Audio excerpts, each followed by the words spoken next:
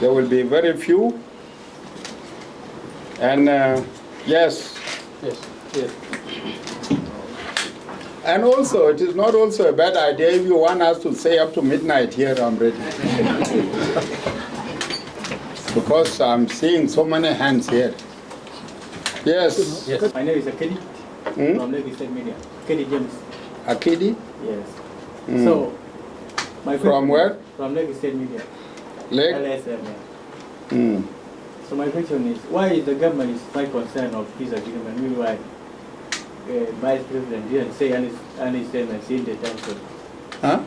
I'm saying, why is the government my concern of peace agreement? 22 peace agreement. Meanwhile, Victoria didn't say anything since the tension started.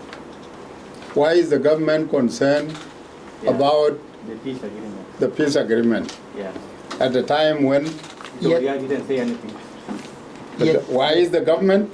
Yeah. I will answer you very short. The rest I will give them. The agreement belongs to the government. And the government includes all of us, including Readiness.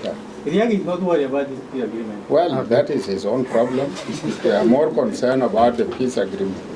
Thank you.